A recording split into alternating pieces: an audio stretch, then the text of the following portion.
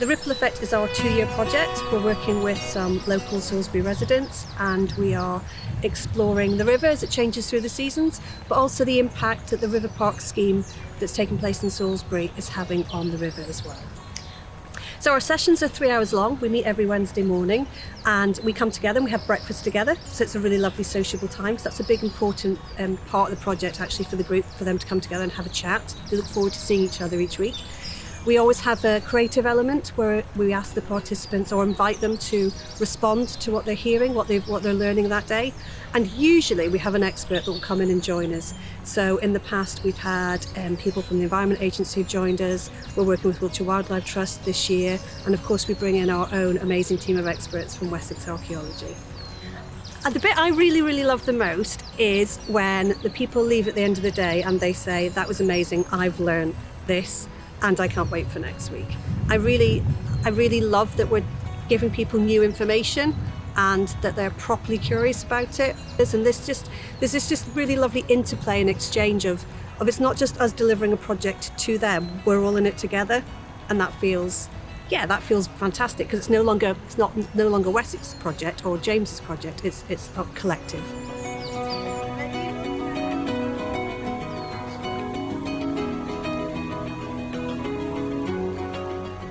The ripple effect for me is about giving people a chance to access the river in creative ways. So essentially it's all about connecting with the river through your senses, through your imagination and your emotions. So like bringing your whole sense to your experience of the river really. And then we also use art to record our experiences so that we can share those with other people as well. We've used quite a wide range of media actually, from photography to printing with cyanotypes, which are basically photographic prints using the sun and the plants locally. A lot of drawing and note making to document our walks and the things that we notice on our walks. So whether that's more focusing on the wider landscape or whether it's sort of zooming into individual plants or insects, it's quite broad, so we've used lots of different stuff. I mean, the way we use art is a very person-centered way of using it. We're not coming in and saying there's one good way of drawing, for instance. We're not all sitting down and drawing the same thing in the same way. It's about providing the tools and providing a supportive atmosphere so that people can identify something that they're interested in and record that in a way that's relevant for them. Because we want to sort of meet everyone where they are in terms of their needs and their abilities and their backgrounds, and also respect that people have a lot of knowledge themselves as well. So it's not that we're coming with all the answers, but it's a dialogue really. We're coming along and sharing our skills and experience, and they're doing the same. And between us, we're coming up with some artwork that hopefully reflects that. Being able to work with one group and build a real relationship with them and follow their journey, if you like, has been my favourite thing, because you can really see people growing in confidence, becoming more bold and more expressive in their work as well.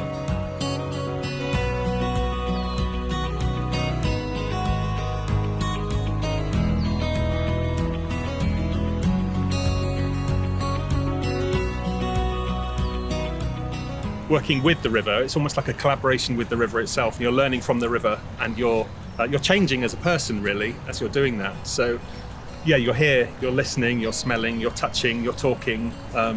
It's like a living, breathing process rather than just sort of sitting down and, if you like, replicating something that already exists. The project couldn't take place unless we were outside and close to the river. We need to be alongside and in the river in order to experience it fully, I think, because it's all about using your innate capacities for learning, if you like, using your senses and your imagination, your emotions. So we're learning from the river and from interacting with the river. We're not just reading or looking at photos, it's a lived experience. And so it has to be in the here and now.